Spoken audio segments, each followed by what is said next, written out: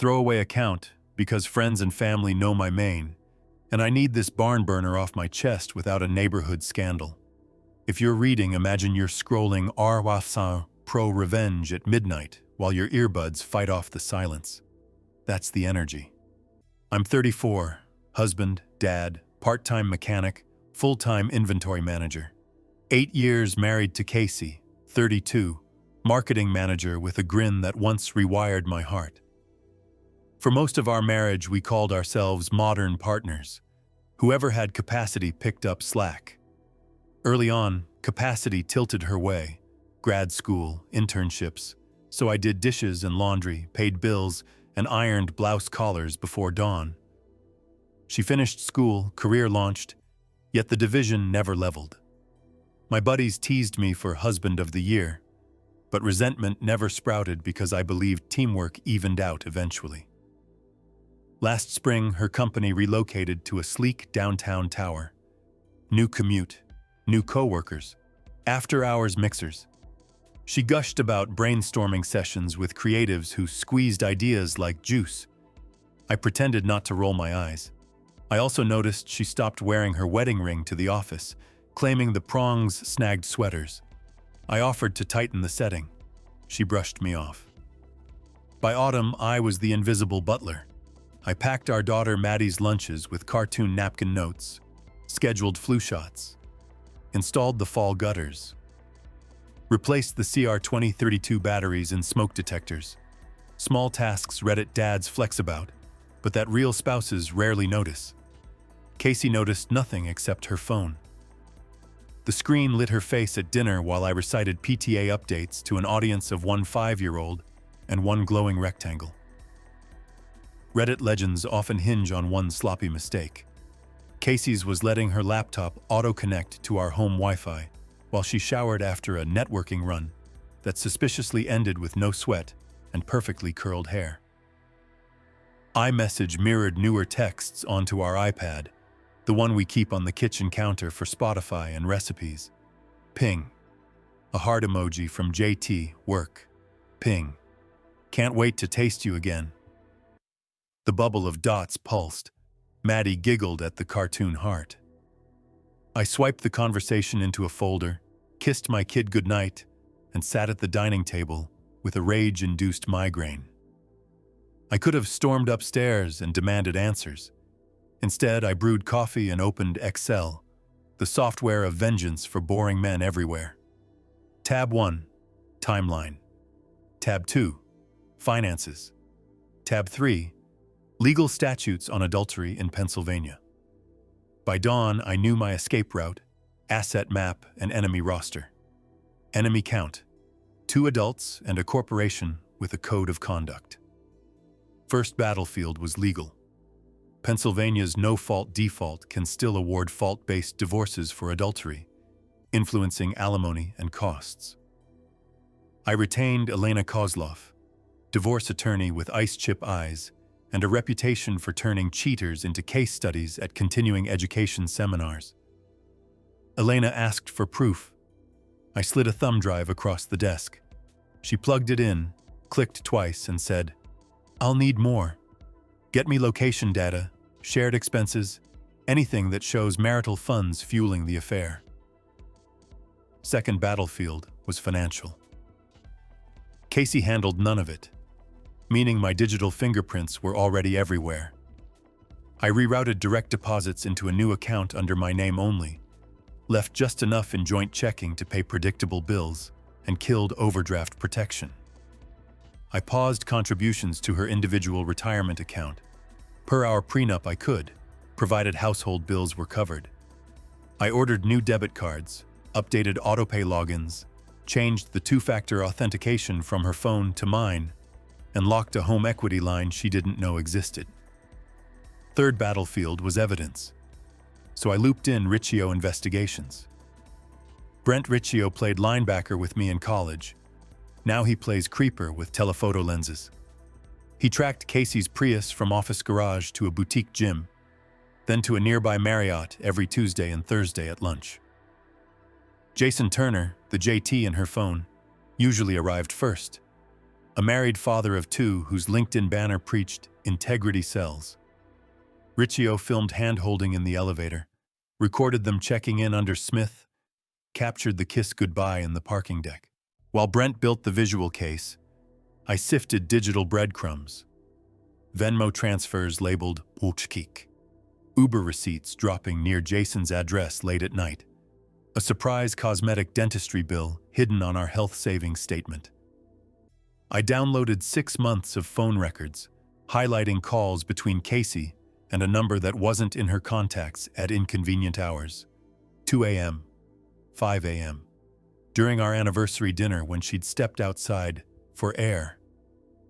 My meltdown finally arrived, but it happened in our detached garage at 2 a.m. I punched the drywall between studs, screamed into a shop vac hose, and then sat on a tire stack crying until dawn. When the sun hit the concrete floor, calm returned. I emailed Elena everything.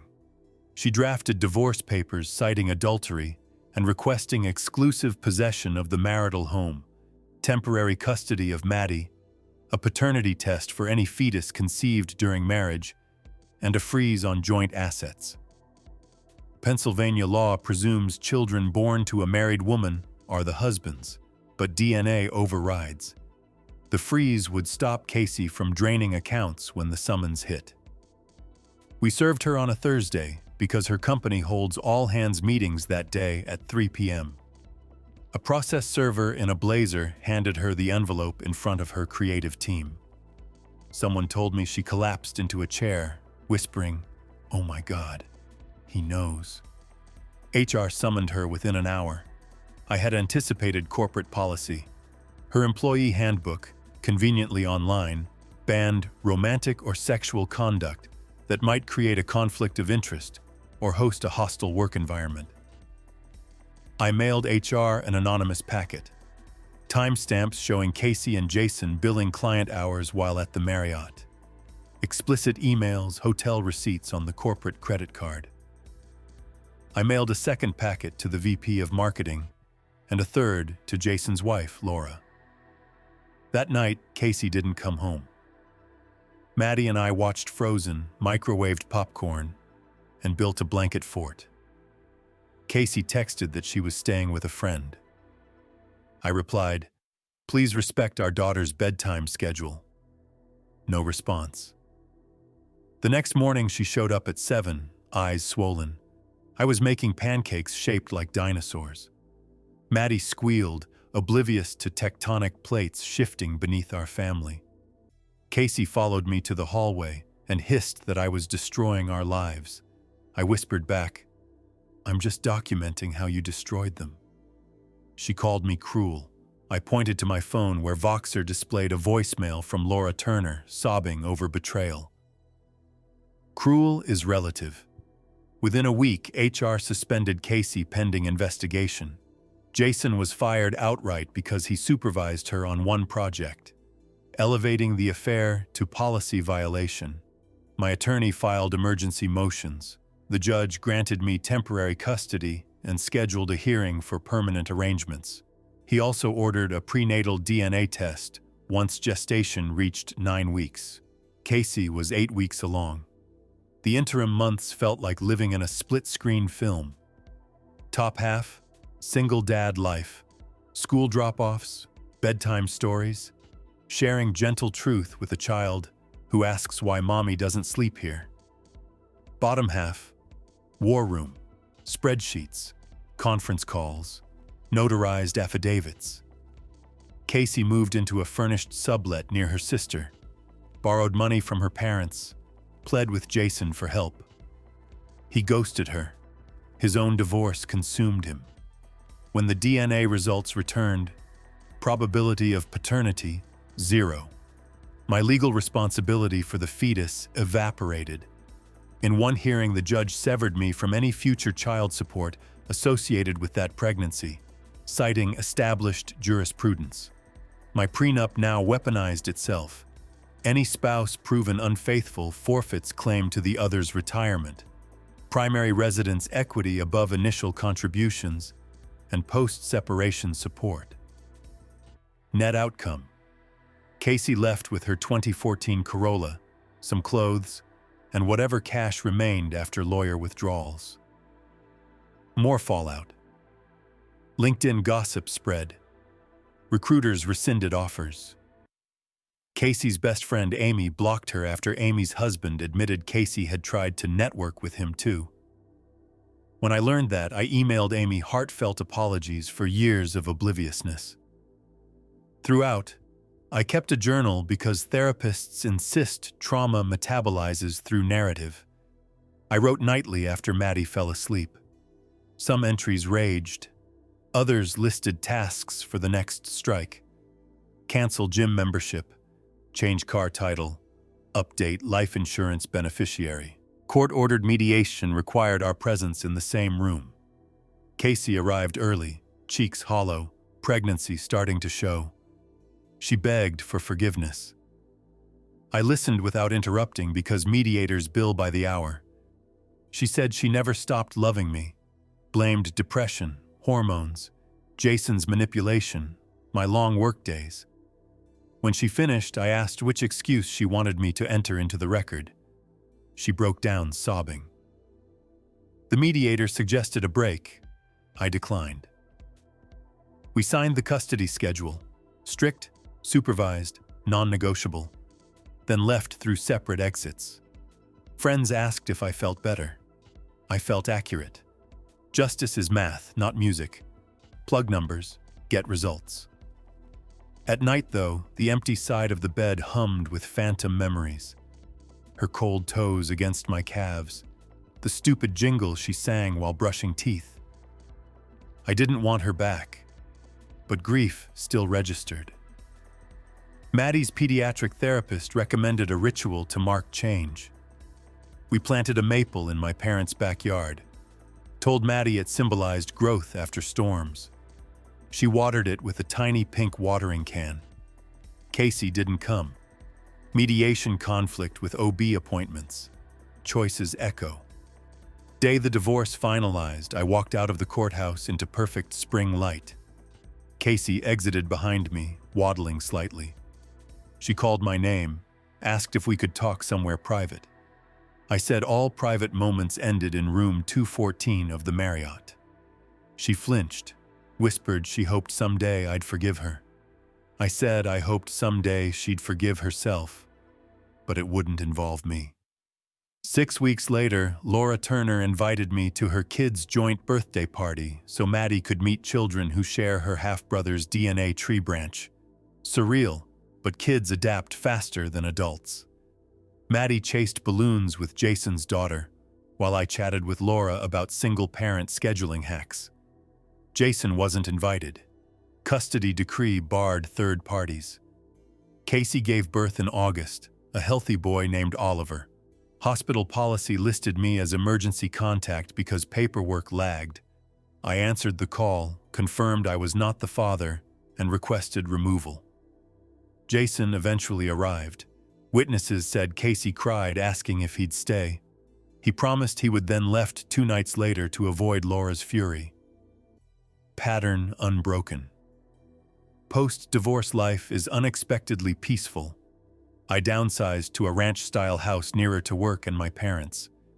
Weekends mean pancakes, playgrounds, oil changes in the driveway, while Maddie hands me wrenches. The courtroom drama receded into background noise like a passing freight train. Then came Casey's request to let Oliver visit so Maddie could bond. I saw leverage. I prepared a document relinquishing any claim she might still pursue against my 401k and future earnings. She signed in blue ink without reading the fine print, because babies cry and time is short. Elena smiled when she filed it. Now Oliver spends 2 Saturdays a month crawling across my hardwood floors, while Maddie reads him picture books. He's an innocent ledger entry, and I treat him accordingly. When I drop him off Sunday night, Casey looks small, grateful, and broken in a way revenge never aimed for. I don't gloat. I simply drive away knowing I'm the safe parent in both children's minds. Last week, Jason texted me from an unknown number, asking if I'd be willing to argue for reduced child support on his behalf since we're both victims of Casey's lies. I blocked the number. Betrayal makes quicksand alliances. So, do I recommend revenge? Only if you're prepared to live it day after day, document after document, until your heart stops shaking and your hand finishes signing. It's not about ruining someone. It's about refusing to subsidize their chaos. My life now fits me like a tailored jacket because I took measurements when the seams burst. People preach forgiveness as the high road. Maybe. But some roads end in cliffs. I chose a different route. A straight, well-paved lane lined with affidavits and titanium-reinforced boundaries. It doesn't sparkle, yet every night I fall asleep before my head hits the pillow. Peace is underrated. Maddie turned 6 last week. We invited Casey to the party at my parents' backyard. She arrived late, flustered, carrying a toy still in store packaging. She opened her mouth to apologize. I handed her a corkscrew for the plastic ties. Nothing more. After cake, Maddie blew bubbles with cousins while Casey watched from a lawn chair holding Oliver. I stood under the maple we planted, noticing how its branches now shade half the yard. Growth after storms, indeed. When guests left, Casey asked if I'd ever consider friendship. I told her friendship requires trust, and that resource was non-renewable between us. She looked at the tree, maybe recognizing symbolism she missed before. Maybe not. She left in silence. I don't hate her. Hate is maintenance. I outsource maintenance to attorneys and court orders. What remains is simple arithmetic. She broke, I rebuilt. She gambled, I hedged. She lied, I documented. Results tally themselves. That's not bitterness, just balance sheets. If you're reading because you suspect a partner's betrayal, consider this your permission slip. Investigate quietly, plan meticulously, strike decisively, and never warn the target. Revenge is most efficient when it doubles as liberation. Mine did. I'm free. My daughter is safe. And every night the lock clicks behind me while 2 children dream under a roof sustained by honesty. That's enough. Somewhere in the middle of that whirlwind, Casey's parents called, asking for a sit-down. They were polite, almost painfully so, like hosts welcoming a tax auditor. We met at their dining table under a chandelier that hadn't been dusted since Christmas. Her father, a mild-mannered civil engineer, cleared his throat and asked whether I'd reconsider counseling for the sake of the baby.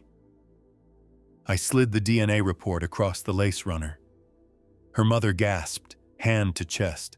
I told them I would always facilitate Maddie's relationship with their daughter. But my marriage was non-negotiable. They offered an envelope of cash to help with legal fees. I politely returned it unopened. Boundaries established. Meanwhile, inside Casey's crumbling company, the HR investigation mushroomed. An internal email leaked onto Glassdoor describing high-level misconduct driven by poor ethical judgment. The board wanted scapegoats. Casey and Jason fit nicely. A month after her suspension, she received a termination letter citing breach of contract and reimbursement, demands for misused travel funds. The figure, almost $10,000, landed like a wrecking ball on her already wobbly finances. She tried negotiating a repayment plan. HR reminded her severance was discretionary and now revoked. Consequences compound interest faster than bank accounts. Laura Turner became an unlikely ally. We texted sporadically, trading court updates like weather reports. One afternoon, she sent me a screenshot of Jason's Tinder profile, active less than 6 weeks post-dismissal. Bio: marketing guru, father of 2, seeking real connection. I laughed so hard coffee shot from my nose, then felt a pang for Laura's continuing nightmare. She replied with a shrug emoji, writing, "I'll heal. Just takes time and child support." Our shared ordeal forged a strange camaraderie, equal parts commiseration and dark humor. Therapy shaped the backbone of my sanity.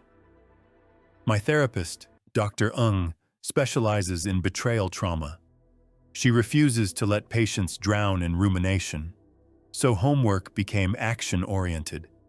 Run 3 times a week, journal victories, list boundaries on index cards.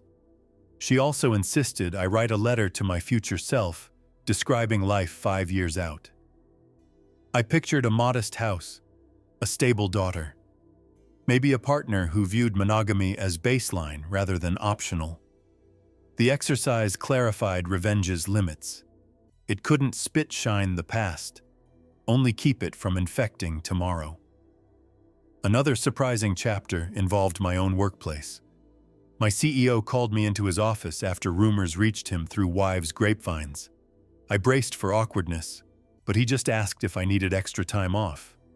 When I declined, he handed me 2 baseball tickets, said, "Take your kid, make a memory." The compassion blindsided me harder than Casey's betrayal had. At the game, Maddie caught a foul ball. Her grin under stadium lights reminded me that good moments survive devastation. Neighborhood gossip inevitably churned. Mrs. Hernandez next door asked why Casey's car had disappeared. I said we were divorcing and left it there. Within a week, the cul-de-sac knew everything because someone screenshotted Casey's LinkedIn update, pursuing new opportunities due to organizational restructuring.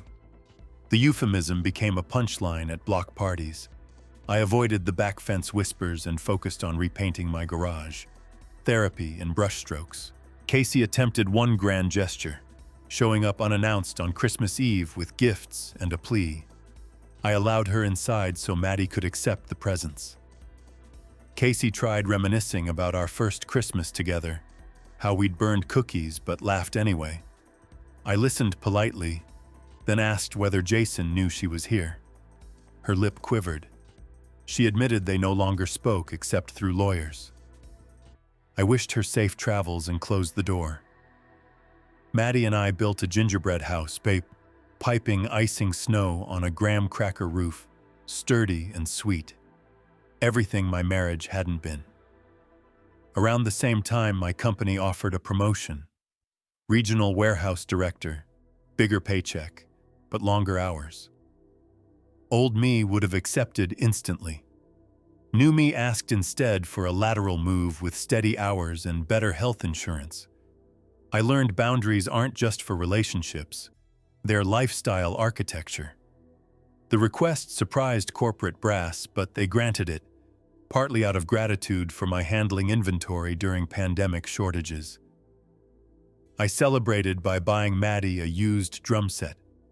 The neighbors might disagree with the celebration angle, but joy has volume. Jason's downward spiral continued. A buddy in his industry told me Jason showed up drunk to a networking breakfast and got escorted out. Laura forwarded me the police report when he totaled his leased BMW. No injuries, but dual charges, DUI and reckless endangerment, slashed his bargaining power during custody negotiations. Actions meet outcomes again. Casey eventually found work at a boutique marketing firm willing to overlook scandal in exchange for a rock-bottom salary and 0 benefits. She went from 6 figures to hourly pay shorter than Maddie's reading list. At first she blamed me. Then she blamed Jason. Finally she blamed herself, though quietly. Self-awareness blooms last. That's when she asked whether I'd recommend my therapist. I gave her the number. Revenge, despite its reputation, doesn't require eternal punishment. It merely reallocates cost. If Casey chooses to grow after paying the invoice, good for her. My balance reads 0. Life now includes new rituals. Every Sunday, Maddie and I cook a recipe from a world cuisine deck of cards, then video chat my sister who rates presentation. Oliver squeals in the background, enthralled by spatulas. On quiet nights, I polish the woodworking bench I installed in the garage. The same wall I once punched now supports maple shelves holding chisels and clamps. Creation replacing destruction. Earlier this week, Maddie brought home a permission slip for a father-daughter camping trip. Her smile made the checkbox sign itself. I glanced at Oliver drooling on a plush dinosaur and realized the revenge chapter has already melted into a parenting chapter. There's work ahead, therapy, co-parenting logistics, the inevitable teenage storms, but those are normal, not nuclear. And normal feels exotic after everything. All that said, I'd still do it again. Every screenshot, every affidavit, every bank transfer freeze. Not because spite sustains me, but because consequences teach. Casey and Jason wrote their own syllabus. I just graded the exam. The end, if revenge stories end at all, arrives not with a bang but with an absence. No lies buzzing on the nightstand, no hollow apologies, no rancid pity. Just silence, sturdy and clean. Sleep tight, Reddit.